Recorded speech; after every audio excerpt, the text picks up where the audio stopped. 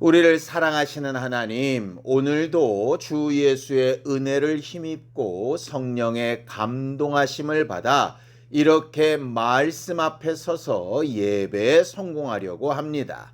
예배하는 주 예수의 사람들을 일일이 기억하여 주셔서 각각의 마음이 하나님 앞에 집중되게 하시고 하나님의 마음과 생각을 잘 받아들여 잘못된 오해를 고치고 올바른 방향과 길로 잘 인도받는 하늘 가는 여정을 살아가는 우리 모두가 되게 도와주시옵소서.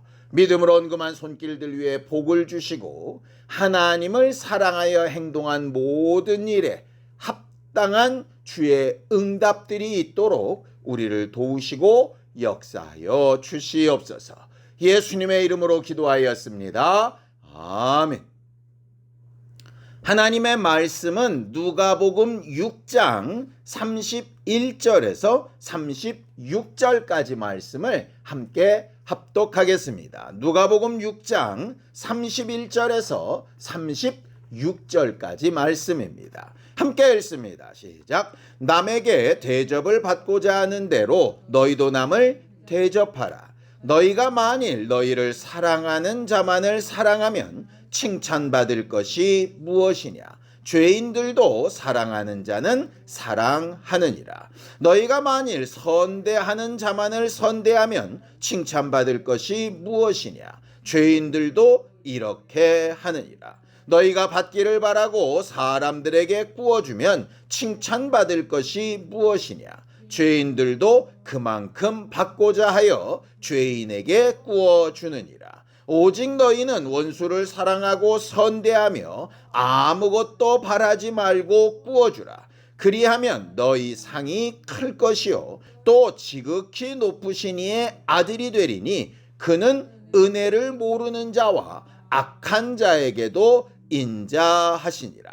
너희 아버지의 자비로우심 같이 너희도 자비로운 자가 되라. 우리는 지난주에 주 예수께서 우리를 위하여 죽고 부활하심으로 우리의 모든 죄를 속량하셨고 그 속량하신 사실을 우리가 은혜로 받아서 인정한 후에 구원을 받게 되었다. 그리고 그 구원받은 자가 하나님의 이름의 영광, 그 하나님의 의를 드러내는 결과를 얻기 위해서 중간에 반드시 거쳐야 되는 것이 새로운 피조물 된 직분 화목하게 하는 일이다 라고 그렇게 배웠습니다. 그러니까 구원을 얻은 다음에 하나님의 영광에 이르기까지 중간 과정이 필요하다라고 그렇게 배웠었죠. 오늘도 그 중간 과정 얘기를 좀 하려고 합니다.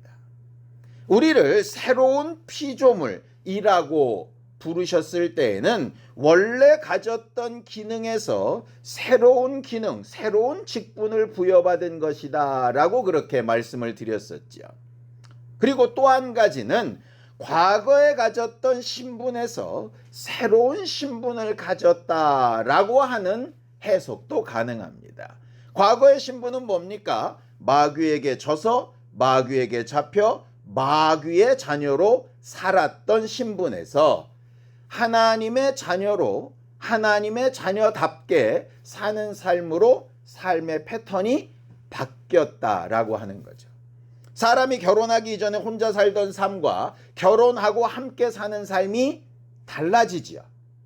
또 결혼해서 둘이 살던 삶과 거기에 아이가 생겨난 삶이 또 달라지지 않겠습니까? 한 걸음 더 나가서 자녀들을 위해서 살던 삶과 자녀들이 떠나간 다음에 사는 삶이 또 달라져야 되겠죠? 그걸 적응하지 못하면 어떤 문제가 생길까요? 질척거리게 되고 잘못 판단하고 선택하게 되고 그 잘못된 선택과 판단이 나한테만 영향을 미치는 게 아니라 다른 사람들한테도 영향을 미치게 되겠죠. 성경을 좀 볼까요? 요한일서 3장 8절입니다. 함께 읽습니다. 시작. 죄를 짓는 자는 마귀에게 속하나니 마귀는 처음부터 범죄함이라. 하나님의 아들이 나타나신 것은 마귀의 일을 멸하려 하심이라 그렇게 되어져 있어요. 이 말씀이 왜 중요하냐면 이것 때문입니다. 예수께서 이 땅에 오셔서 우리를 위하여 죽고 부활하신 이유는 우리의 과거의 죄에서 우리를 용서하여 구원하시기 위함도 있지만 그걸로 끝나지 않는다는 얘기예요. 과거의 죄에서 구원하여 하나님의 자녀가 된 것과 함께 이제는 하나님의 자녀로서 마귀에게 영향받던 그 일에서 벗어나게 하는 일도 하기 위하여 예수께서 일하신 것이다 라고 하는 의미가 요한일서 3장 8절입니다. 우리가 이해하기 쉬려면 이렇게 생각하면 됩니다. 의사가 환자를 수술합니다. 수술하면 환자 안에 있는 잘못된 부분을 뜯어내죠. 뜯어내고 끝났습니까? 아니죠. 끝난 게 아니라 그것을 수술하여 제거한 다음에는 거기에 새로운 기능이나 다른 부작용이 있지 않도록 계속해서 약물을 투여하고 치료하는 과정이 따라붙지 않습니까? 신앙생활도 마찬가지라는 거예요. 과거의 죄에서 구원받아 끝난 게 아니고 그렇게 구원받았다면 이제부터는 마귀의 일을 멸하며 사는 삶으로 계속 인도받는 과정이 필요하다는 거예요. 그럼 마귀의 일을 멸한다는 게 뭘까? 귀신 쫓고 병 고치고 능력을 행하는 것도 있겠지만 우리가 잘 아는 것처럼 항상 성경은 그 다음 구절에 그 일을 설명하고 있습니다. 마귀의 일을 멸한다는 것은 하고 그 다음에 나와 있어요. 요한일서 3장 9절에서 10절입니다. 함께 읽습니다. 시작. 하나님께로부터 난 자마다 죄를 짓지 아니하나니 이는 하나님의 씨가 그의 속에 거하며 그도 범죄하지 못하는 것은 하나님께로부터 났음이라. 이러므로 하나님의 자녀들과 마귀의 자녀들이 드러나나니 무릇 의를 행하지 아니하는 자나 또는 그 형제를 사랑하지 아니하는 자는 하나님께 속하지 아니하니라 이렇게 되어 있어요. 보세요. 마귀의 일을 멸한다 라고 하면서 바로 그 다음 설명이 뭐냐면 귀신 쫓고 병 고쳐라가 아니라 죄를 짓지 않고 범죄하지 않아야 한다 이렇게 되어져 있어요. 그러니까 예수께서 우리를 구원하신 이유는 더 이상 죄 짓지 않고 범죄하지 않게 하기 위함이다 라고 이렇게 되어져 있습니다. 그리고 하나님의 자녀라면 그렇게 할 수 없다 이렇게 되어 있죠. 그럼 이제 문제가 생깁니다. 그렇다면 우리는 지금 죄를 짓고 삽니까? 안 짓고 삽니까? 범죄하며 삽니까? 안 하며 삽니까? 이래서 어려운 거예요. 아니 성경은 분명히 구원받고 마귀의 일을 멸하신다면 죄를 짓지 않아야 하는데 우리는 여전히 죄를 짓고 있으니 그럼 나는 하나님의 자녀라는 거야? 아니라는 거야? 이렇게 되는 거죠. 그래서 친절하게 10절에 더 부가 설명을 하지 않습니까?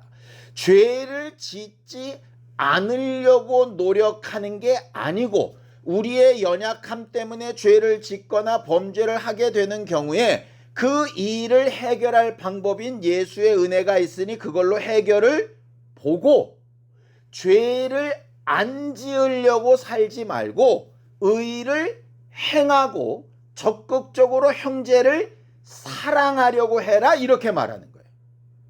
그러니까 율법은 뭡니까? 하나님의 규례를 가르쳐 줬더니 그거를 어기지 않으려고 조심하는 거잖아요.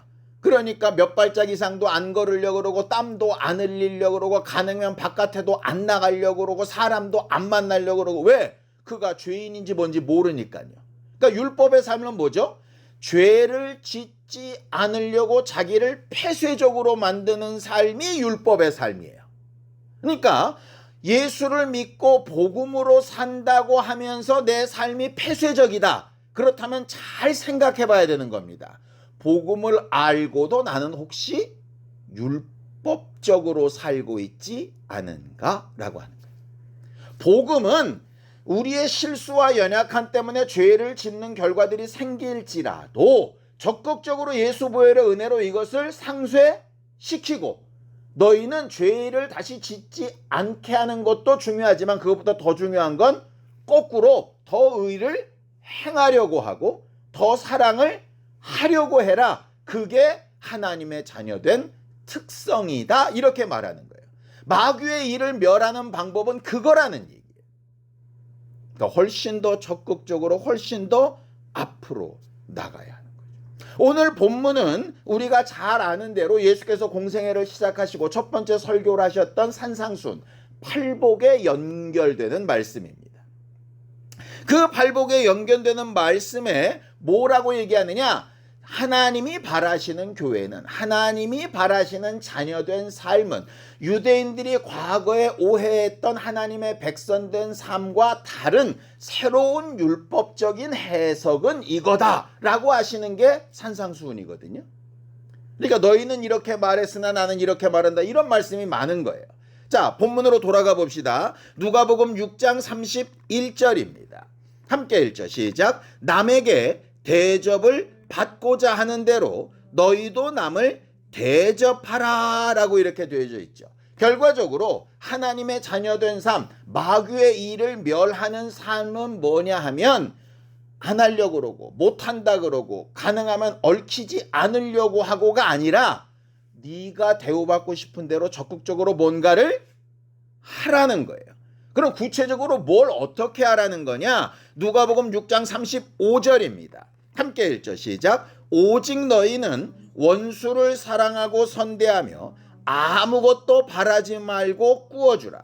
그리하면 너희 상이 클 것이요 또 지극히 높으신 이의 아들이 되리니 그는 은혜를 모르는 자와 악한 자에게도 인자하시니라. 이렇게 되어 있죠.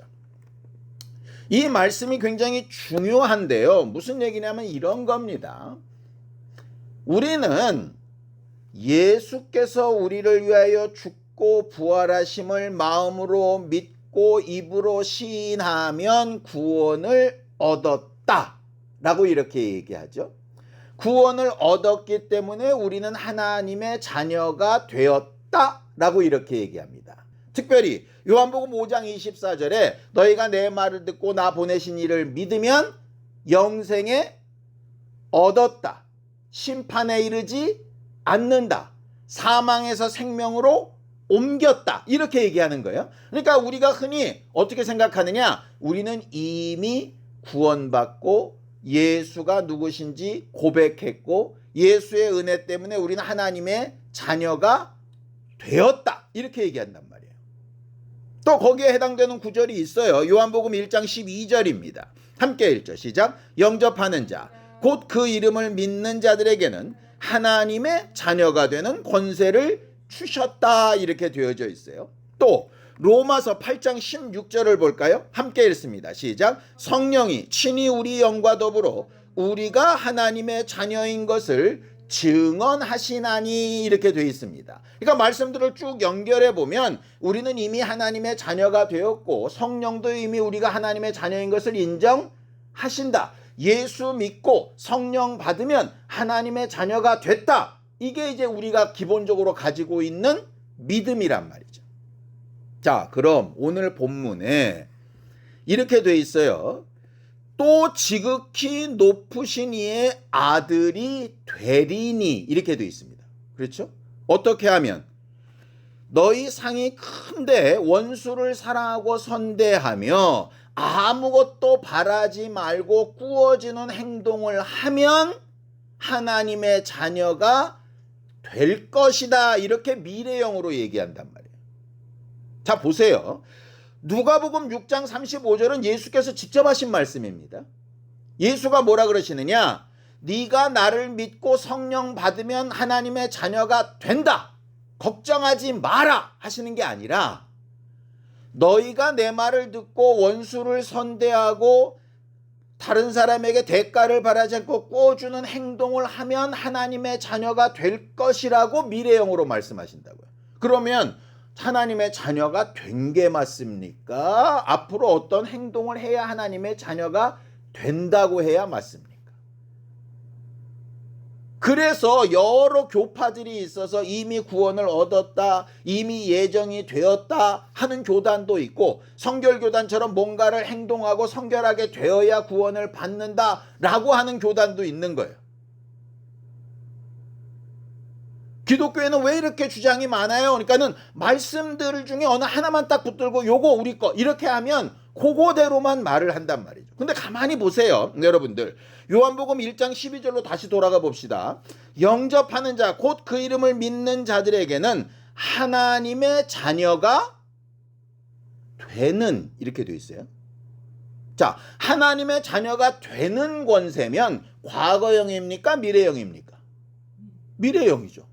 근데 우리는 계속 그거를 과거형으로 받는다고. 왜? 주셨으니 이렇게 돼 있어요.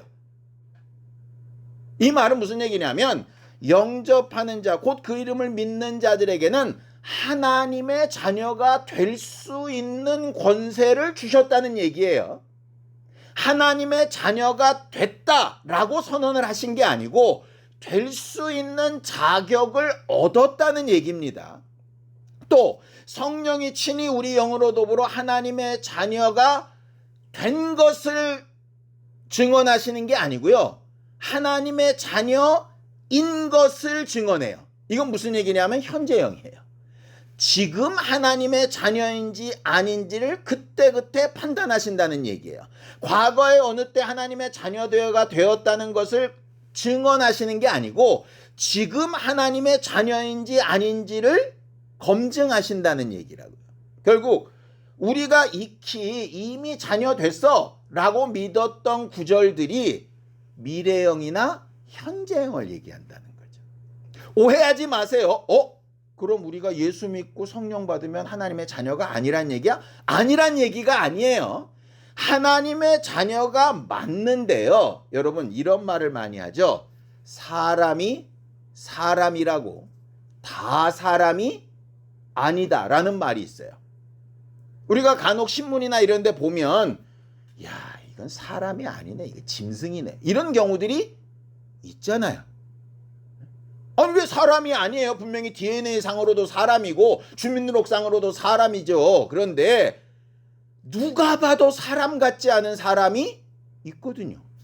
그러니까 사람으로 태어났다고 다 사람이 아닌 것처럼 예수의 은혜로 하나님의 자녀된 권세를 얻었다 손치더라도 다 하나님의 자녀가 아닐 수 있다는 거죠. 일예로 들면 뭐냐면 가룟 유다요. 가룟 유다는 예수님의 사도입니까? 아닙니까? 사도였죠. 그렇죠?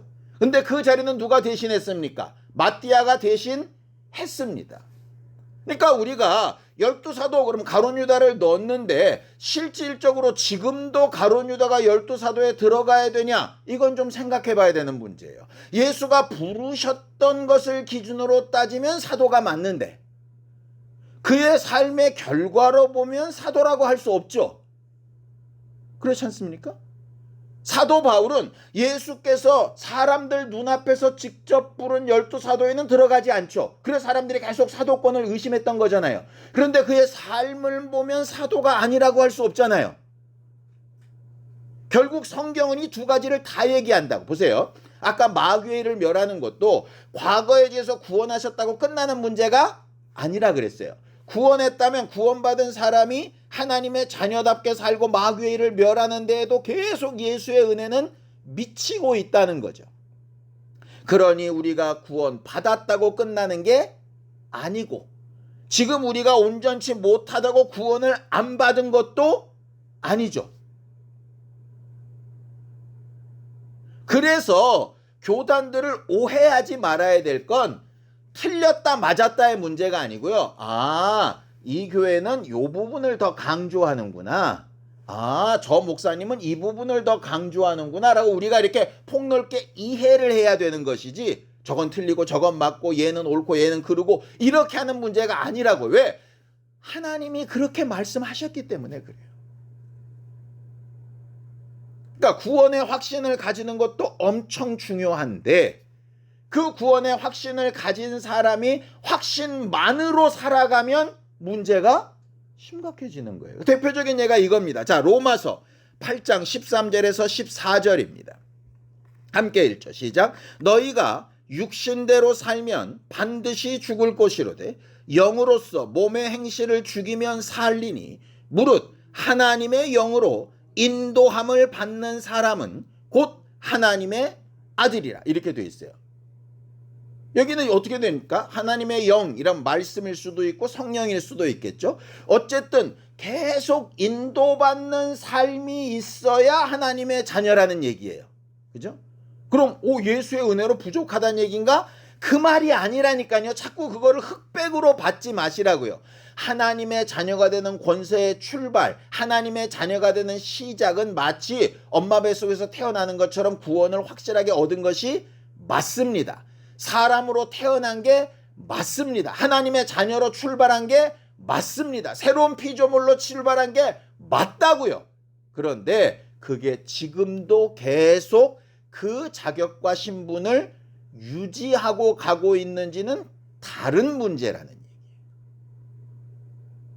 무슨 말씀인지 이해가 되시죠? 그러니까 천국 가는 여정, 하늘 가는 여정은 뭐냐면요, 내가 이미 얻은 구원에 대한 것은 이미 확신을 하고, 그래서 히브리서에 되어 있지 않습니까?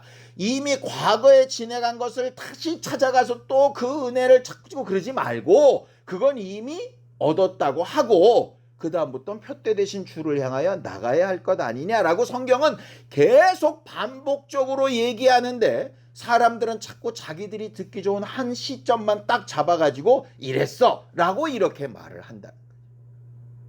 우리는 이미 예수 그리스도의 은혜로 구원을 받았습니다. 그런데 하나님이 원하시는 삶은 예수의 은혜로 구원을 받았다고 주장하는 삶이 아니고요, 예수의 은혜로 구원받았다는 사실을 증명하며 사는 삶을 요구하신다고요. 무슨 말인지 정확하게 이해가 되실까요? 나는 구원받았어. 내가 비록 요 모양 요 꼴로 살지만 나는 하나님의 자녀야 라고 막 우기고 주장하는 것을 좋은 믿음이라고 말씀하시는 게 아니라, 저 사람은 정말 예수 제대로 믿고 예수 믿고 변해서 하나님의 자녀가 된 게 맞는 것 같아, 이렇게 인정받는 사람을 원하신다고요. 나 혼자 내가 최고다 이렇게 하는 걸 원하시는 게 아니라, 나는 그런 말을 하지 않아도 내 사는 삶이나 행실을 보고 다른 사람이 저 사람은 최고야, 이런 삶을 원하신다고요. 근데 사람들은 왜 내가 최고다 이럴까요? 남들이 인정을 안 해주니까요. 왜 인정을 안 할까요? 그게 안 보이니까요. 그래서 얘기하는 겁니다. 야고보서에 너희는 믿음이 있느라고 뭐라고 떠들고 주장하고 막 그러는데 행실을 보여봐. 나는 내 믿음을 삶으로 보일 테니, 이 얘기입니다. 그럼 내 삶이 완전하다는 얘기일까요? 아니라고 말씀드렸잖아요. 요한일서 아까 3장 9절 10절에 우리가 죄짓지 않고 범죄하지 않아야 되는데 계속 하잖아요. 그러니까 그건 예수의 은혜로 겸손히 또 상쇄시키고 의를 행하고 선을 행하는 일을 막 해서 하나님의 자녀된 삶을 살아야 한다. 오늘 본문에 구체적으로 그 부분들을 얘기하는 겁니다. 그럼 하나님의 자녀다운 삶이라는 게 과연 뭐냐? 예수께서 제시하신 하나님의 자녀된 삶이 뭐냐? 성경 많이 읽고 기도 많이 하고 예배 잘 참석하고 전도 많이 하고 헌신 많이 하고 직분 잘 감당하고 그런 거냐? 뭐 그런 것도 되겠죠. 그런데 오늘 나온 얘기는 이렇게 되어 있습니다. 누가복음 6장 32절에서 33절입니다. 함께 읽죠. 시작. 너희가 만일 너희를 사랑하는 자만을 사랑하면 칭찬받을 것이 무엇이냐? 죄인들도 사랑하는 자는 사랑하느니라. 너희가 만일 선대하는 자만을 선대하면 칭찬받을 것이 무엇이냐? 죄인들도 이렇게 하느니라. 나를 사랑해 주는 사람을 사랑하고 나한테 좋게 대하는 사람한테 좋게 대하는 것, 너무 당연한 일이죠. 이건 누구라도 사실 쉽게 할 수 있는 일입니다.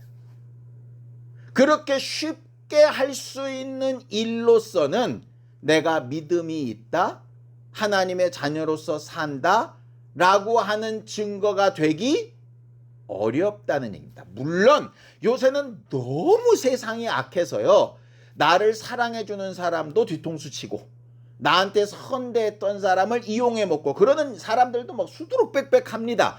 그런 악인들에 비하면야 괜찮지만 하나님은 그 정도를 요구하시는 게 아니라고요.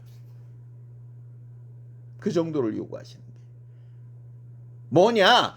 남들이 쉽게 하는 일을 하면서 믿음이 있다 하는 게 아니라 남들이 하기 어렵고 할 수 없고 하기 꺼려하는 일을 할 때 사람들이 야, 너는 왜 남이 안 하는 일을 하고 남들은 하기 싫어하는 일을 하고 남들로서는 상상도 할 수 없는 일을 그런 일을 하냐?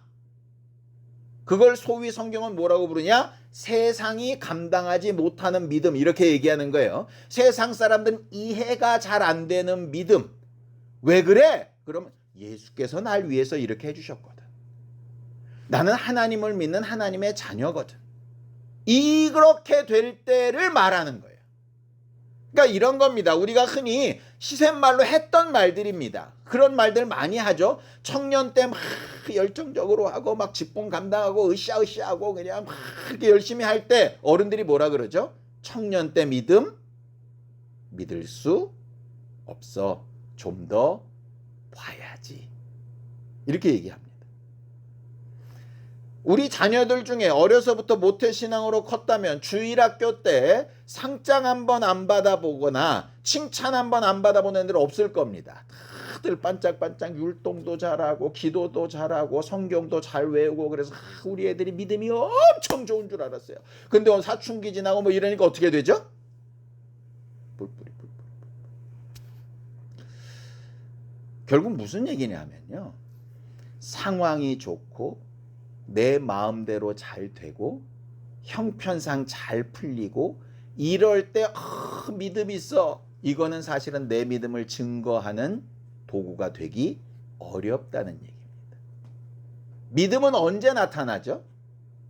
예수께서 능력 베푸시고 먹을 것 주시고 용서하시고 따뜻하게 대하시고 막 왕이 되실 것처럼 영광 중에 나타나시고 막 이럴 때는 사람들이 어마어마하게 몰렸습니다. 근데 언제 다 떠나죠? 예수께서 죽는다 그러시고 고난받는다 그러시고 무덤에 들어갈 거라 그러시고 난 왕이 아니라 그러시고 막 이렇게 할 때 사람들이 다 떠나죠. 결국 믿음은 언제 검증되느냐? 그때 검증됩니다. 건강할 때 믿음이 검증되는 게 아니고요. 몸이 아플 때 믿음이 검증됩니다. 일이 좋을 때 믿음이 검증되는 게 아니고요. 일이 잘 안 되고 어그러질 때 믿음이 검증됩니다. 그래서 왜 하나님은 우리를 사랑하시면서 간혹 아프게 하시고 어렵게 하시고 답답하게 하시고 괴롭게 하시고 힘들게 하실까? 이해가 돼요. 왜? 그럴 경우에 결국 뭐가 드러나느냐? 비로소 믿음이 드러나거든요. 나를 잘 대해주고 나한테 선대하고 나를 사랑해주고 날 예뻐해주고 하는 사람에게 믿음을 나타내기는 쉽지 않습니다. 그런데 나를 핍박하고 욕하고 뒤통수 치고 아프게 하고 하는 사람을 내가 지금 어떻게 대하고 있는가? 그게 진짜죠. 그게 진짜죠. 왜 부모님의 사랑이 대단하다고 합니까? 모든 사람이 잘못됐다고 내 자식을 욕할 때 적어도 부모는 그렇게 하지 않습니다. 왜냐? 남들이 할 수 없는 일을 하거든요. 그러니 그걸 진짜 사랑이라고 합니다. 예수께서 예수 앞에 와서 말씀 잘 듣고 찬양하고 이런 사람들만 사랑하셨다면 예수의 은혜와 사랑이 뭐 얼마나 대단하겠어요. 그런데 자기를 죽이려고 하고 핍박하고 오해하게 만들고 막 그런 자들을 향해서 얘기하시잖아요. 그래서 여기 은혜 받지 않는 자라도 악한 자라도 인자하시느니라 라고 얘기하잖아요. 이 말은 고행을 하자는 얘기가 아닙니다. 스스로 나는 누구보다 믿음이 좋아 라고 생각하고 있다면 스스로 한번 돌아봐야 된다는 얘기예요. 하나님의 자녀야 라고 하고 있다면 돌아봐야 된다는 얘기예요. 남들이 다 하는 일을 하면서 지금 믿음이 좋다고 하고 있는 건지 아니면 남들이 할 수 없는 일을 해야 된다고 알고 어렵고 힘든 가운데라도 그걸 감당해 보려고 기도하면서 막 몸부림치고 안 되니까 힘들어하면서 하나님 앞에 애타게 소리 지르고 있는 사람이 믿음이 있는 거지. 어느 쪽인지 말이죠. 예수께서 바라시는 하나님의 자녀된 삶은 그겁니다. 근데 우리가 바라는 하나님의 자녀된 삶은 뭡니까? 병 걸리지 않고 자식 잘 되고 형편 좋아지고 돈 잘 벌고 형통하게 되고 교회가 부쩍부쩍 커가고 사람들이 막 모여들고 남들이 볼 때 와 대단하다 뭐 이런 소리 듣고 그게 믿음이 좋다라고 생각을 하잖아요. 반대의 경우가 되면 뭔가 문제가 있겠지, 믿음이 없어서 그래, 기도 안 해서 그래, 이렇게 얘기하잖아요. 오늘 말씀과는 전혀 다르지 않습니까? 결국 내가 지금 스스로 믿음이 좋다, 하나님의 자녀다라고 하는 근거가 뭔가를 생각해 보자고요. 예수의 은혜를 받고 구원을 받았다라고 믿음의 확신을 가지는 것 정말 좋은 일입니다. 그렇게 태어났다면 너무 감사한 일이죠. 그리고 나서는 이제 하나님의 자녀답게 살아가는 모습에서 나는 지금 누구를 선대하고 누구를 사랑하고 어느 쪽을 향해서 마음이 열려져 가고 있는가를 가지고 나를 검증해 봐야 된다. 쉽지 않은 일. 그러니까 은혜로 구원을 받는 건 쉬운데 은혜 받고 구원받은 사람으로서 하나님의 자녀답게 사는 건 쉽지 않다는 얘기예요. 저는요, 목사로서 사는 삶이 너무 힘들다고 제 스스로 생각합니다. 성도가 성도답게 사는 게 목사가 목사답게 사는 게 만큼 힘들어야 옳다라고 생각합니다. 너는 목사니까 그렇게 살고 나는 성도니까 괜찮아가 아니라 성도가 성도다운 거나 목사가 목사다운 거나 부모가 부모다운 게 쉽지 않은 일이라니까요. 성경은 오늘 그 부분을 요구하는 거예요. 쉽지 않고 어려우니 뭐 해야 되겠어요? 도움을 요청해야죠. 한 걸음 더 나아가서, 자, 누가복음 6장 34절입니다. 함께 읽죠. 시작. 너희가 받기를 바라고 사람들에게 구워주면 칭찬받을 것이 무엇이냐? 죄인들도 그만큼 받고자 하여 죄인에게 구워주느니라.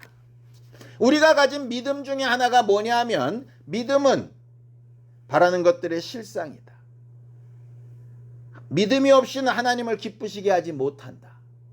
하나님이 계신 것과 상 주실 것을 바라야 된다. 이 말씀을 약간 오해해서 내가 이렇게 기도하니 이렇게 하시겠지, 내가 이렇게 헌신했으니 이렇게 하시겠지 라고 하는 생각들을 하게 됩니다. 근데 오늘 말씀에 비추어 보세요.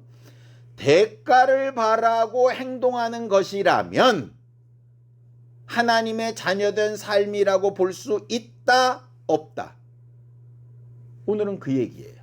한 걸음 더 나가서, 아니 목사님, 말라기에 보면 11조 해봐라, 시험해봐라, 복을 붙지 않나 봐라, 이런 말씀도 있잖아요. 있지요.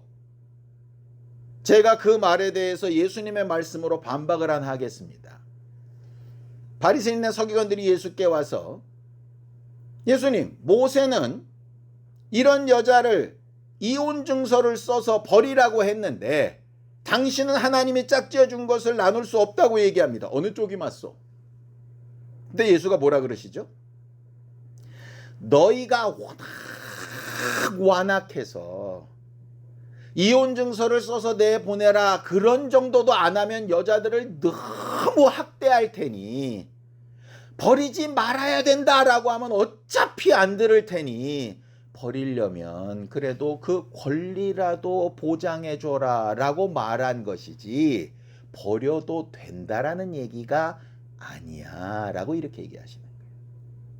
아이를 키우다 보면 이런 얘기합니다. 밥숟갈로 밥을 떠먹입니다. 안 먹는다 그럽니다. 이거 한 숟갈 먹으면 과자 줄게, 이거 한 숟갈 먹으면 물 먹자, 이거 한 숟갈 먹으면 카드놀이 하자. 정상인가요? 정상은요, 지가 살기 위해서 먹어야 되는 게 정상이에요. 근데 와나가 안 먹으니까 부모가 이번 시험 잘 보면 뭐 사줄게, 그게 정상인가요? 공부는 지 위해서 지가 하는 거예요. 그런데 워낙 안 하니까, 그러니까 워낙 안 하니까 어쩔 수 없이 그렇게라도 해서 하게 하려고 하는 그걸 정상이라고 자꾸 주장을 하면 어느 때까지 어린애처럼 살 거냐 이 말이에요. 진짜 믿음은 어디 있느냐? 다니엘의 세 친구에게 있습니다. 풀무불 속에 들어갈 때 뭐라 그러죠? 하나님이 우리를 구원하실 줄로 나는 기대하고 믿는다. 그런데 그렇게 하지 아니하실지라도 나는 지금까지 받은 은혜 안에서 내가 하나님을 버리거나 떠날 수 없다. 이거잖아요.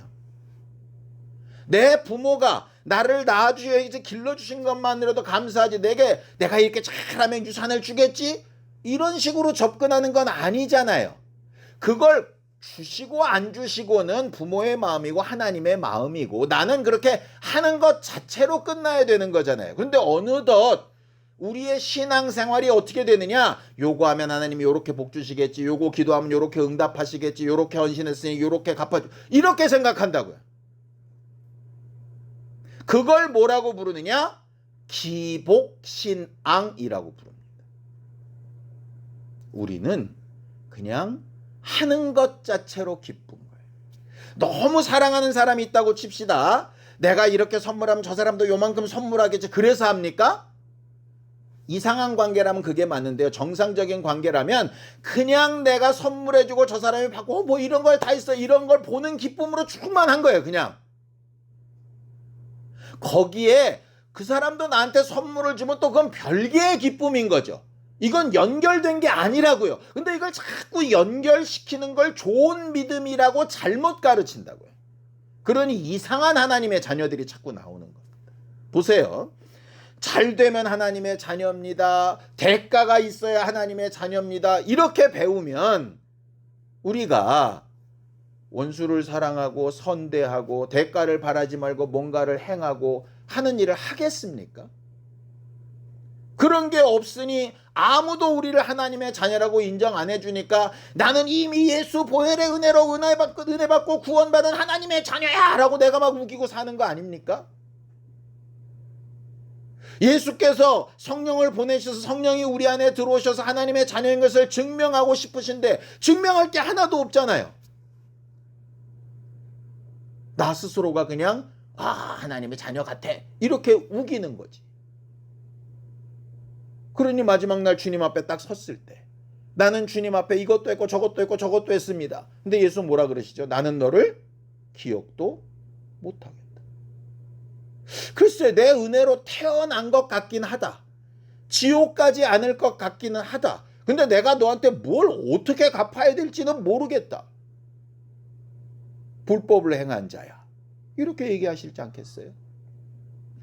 하나님의 자녀된 삶은 그래서 하나님의 자녀가 되었을까라고 의심하라는 얘기가 아니라 그건 믿음으로 가지고 있되 내 삶 가운데 혹 내 마음에 들지 않고 남들이 볼 때 어려워 보이고 힘들어 보이고 피하고 싶고 하기 싫은 부분들이 있을 때 나는 어떤 마음가짐으로 대해야 되지?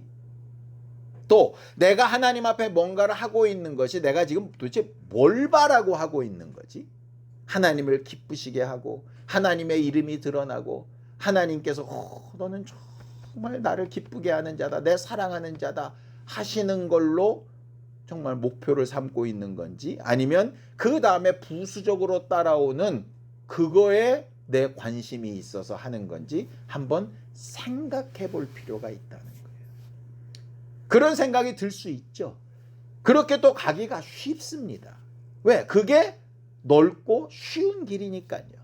그럴 때마다 생각나고 깨달아질 때 돌이키고 회개하고 방향을 바꿔서 하늘 가는 여정을 잘 찾아갈 수 있는 우리 모두가 되기를 예수님의 이름으로 축원합니다. 함께 기도하겠습니다. 하나님 아버지, 하나님께서 우리 모두를 도우시고 인도하셔서 이미 주 예수 보혈의 은혜로 우리를 구원하시고 하나님의 자녀된 권세를 주신 것을 분명히 인정하고 성령을 받아 그 성령으로 하나님의 자녀된 사실을 인침받아가며 살아가려 할 때에 매 순간 하나님의 자녀된 삶의 특성들이 드러나고 하나님의 인정하심을 얻기에 부족함이 없도록 우리 모두를 함께 하시고 인도하여 주시옵소서.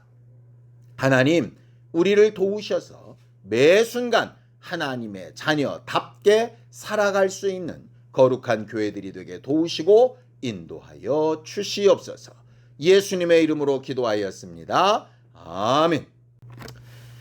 이제는 우리 주 예수 그리스도의 은혜와 하나님 아버지의 극진하신 사랑과 성령님의 감동하시고 함께 하시는 분명한 증거가 주 예수의 은혜로 하나님의 자녀가 되는 권세를 얻었으니 하나님의 자녀답게 살아가기로 결심하는 우리 모두 위에 이제로부터 영원까지 함께 있을지어다. 아멘.